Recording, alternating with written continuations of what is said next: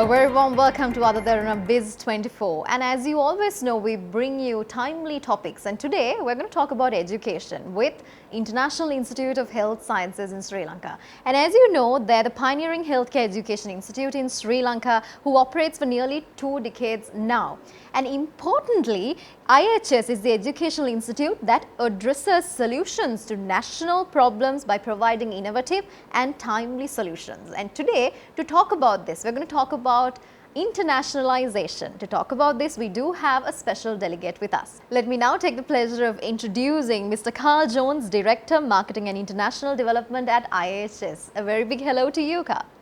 Hi Ashi, thanks for having me. Thank you so much for joining with us today, and indeed we're going to talk about internationalization, so it's our pleasure to have an international delegate with us. So at the start itself, I would like to ask you now, you're going to get engaged in assisting IIHS in bringing international students to Sri Lanka. What are the benefits? I think it looks very attractive at the start itself to know that international students will be coming to Sri Lanka to study. What are the benefits, and as a country, how do we see that?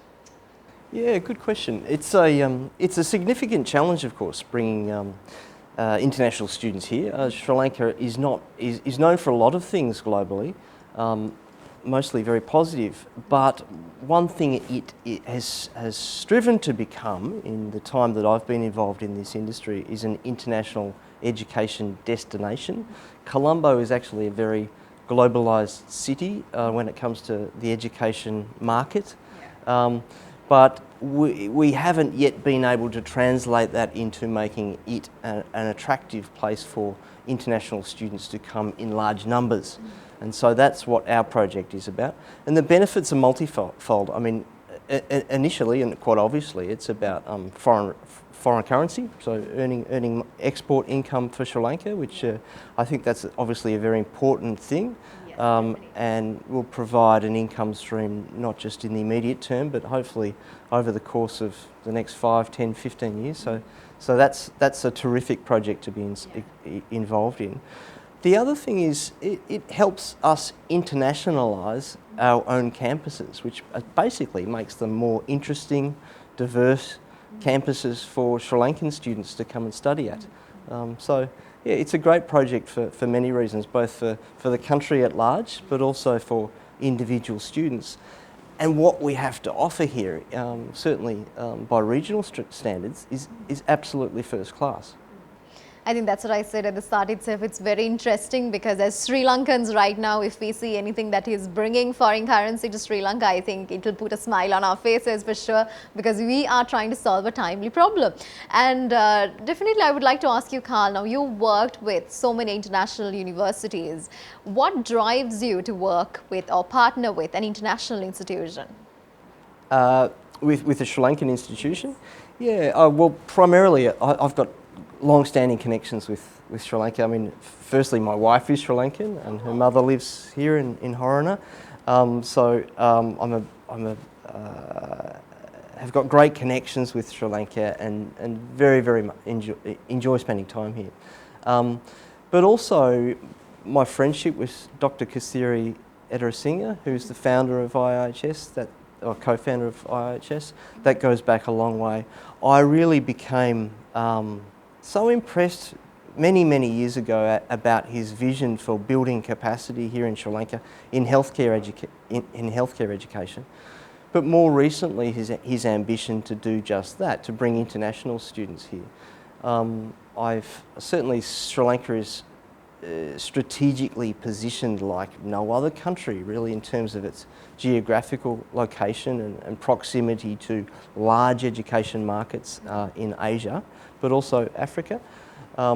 And to be able to leverage this kind of product, which is an international curriculum, at the price that we're able to do that, makes a very, very attractive proposition and market opportunity for us.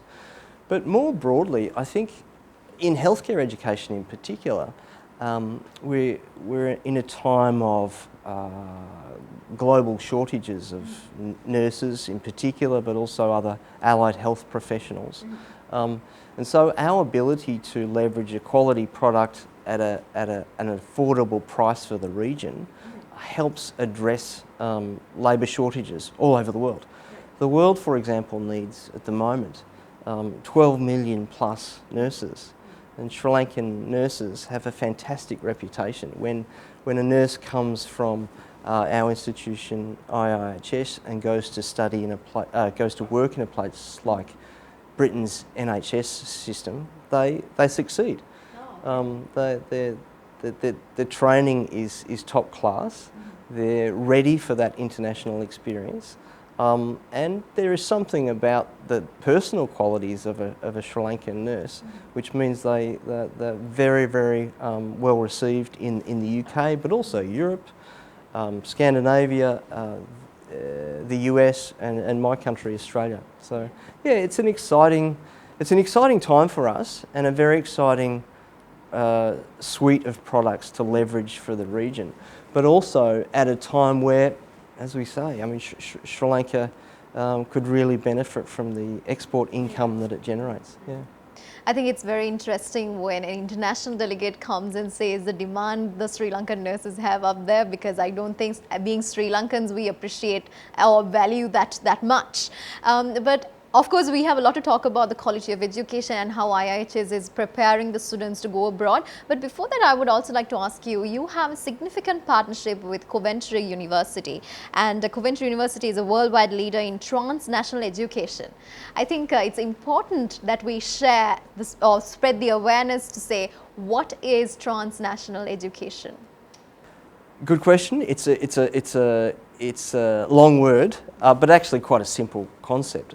Basically, it's about, in Coventry Uni's case, it's about taking the best of a UK education, UK curriculum, but teaching it in partner institutions. So the UK education system still has a lot of worldwide cachet. It's certainly a preference for lots of international students, not just in Sri Lanka, India, China, large markets. Certainly in terms of quality and reputation, the UK as an education system is right up there. But Coventry have a quite an enlightened view of capacity building in education, and that is, after having selected the right partner, work closely with the partner to make sure that their curriculum is effective, does what it intends to do for students in the countries that they work with. And it allows us to I mean, obviously, Sri Lankans are very interested in international opportunities, but it allows us to localise a UK product, make it effective in our context, and also prepare our students for the world of work, perhaps in the Western world, perhaps in the UK, but also a Coventry degree is very transportable, so it's recognised in the US and Australia and Europe. So it really presents a Sri Lankan student lots and lots of options. But also something of an international experience at home. That's right. I think we've got to talk a little bit more about how transnational education builds more capacity in Sri Lanka, but soon after this break.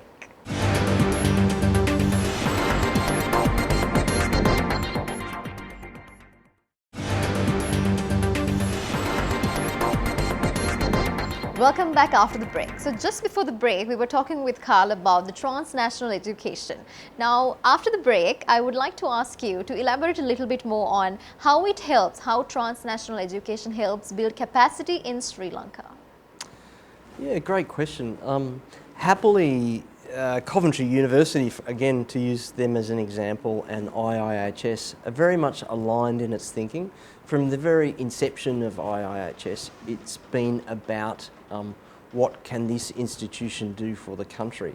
But similarly, Coventry look at their international partners and the countries in which they operate, and they look at gaps.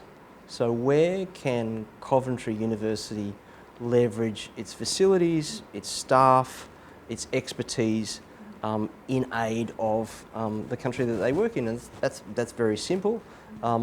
our work in nursing predated the Coventry relationship, but Coventry will allow us to get into, and has allowed us to get into other allied health fields. So, for example, optometry, psychology, sports science, and so really it gives Sri Lankan students the opportunity to practice at a or to learn at a world-class facility, world-class curriculum in those new areas. I think that's an area with a lot of opportunities we are talking about after all. And I've also got to know that just recently the partnership with Care England has impressed you. I would like to ask you, what does this relationship bring to the students who are looking to migrate to UK? Yeah, very much so. So our relationship with Care England is fairly young. We were very lucky to host Professor Martin Green late last year. Care England is a peak body of aged care and social care homes in the UK, and they are responding to again the labour shortages in the care sector in the UK that's related to the nursing shortages globally. Martin was very impressed with what he saw, particularly with his conversations with Sri Lankan students about to make that journey to the UK and take up jobs. In the UK at the moment, because of the significant shortages in the labour market, there are almost unlimited opportunities to work in that sector.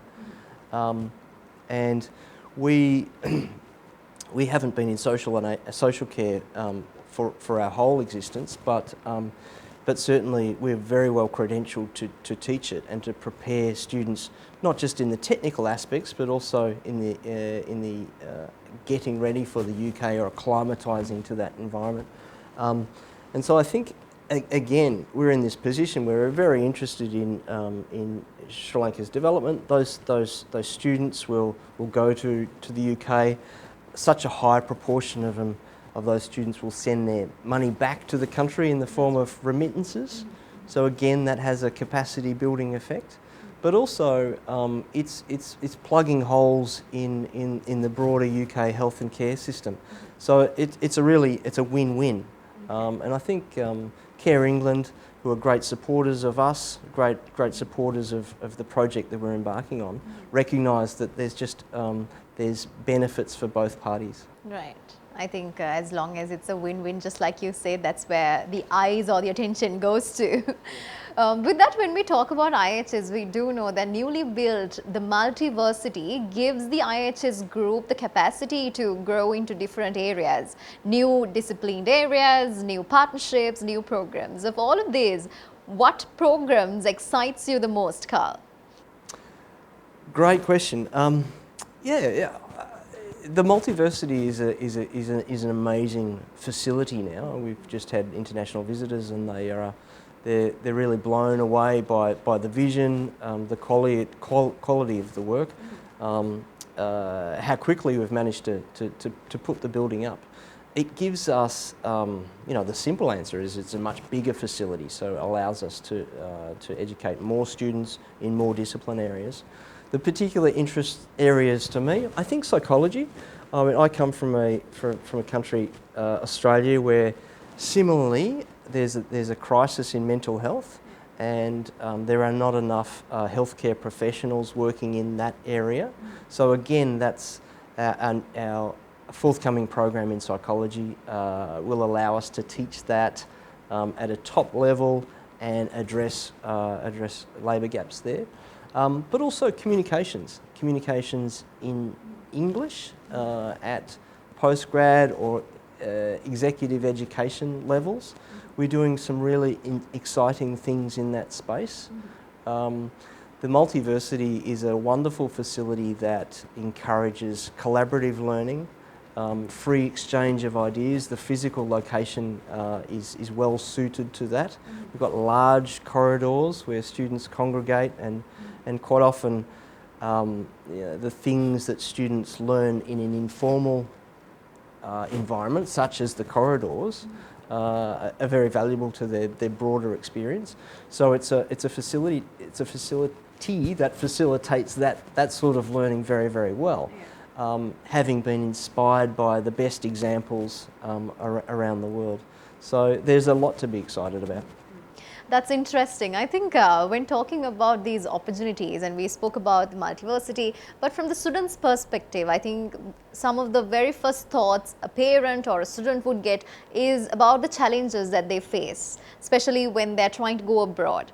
And we know any international student would face a lot of challenges when they fly abroad to study. And now bringing the focus into Sri Lankan students who are planning to migrate, what are some of the challenges that you think they have to face?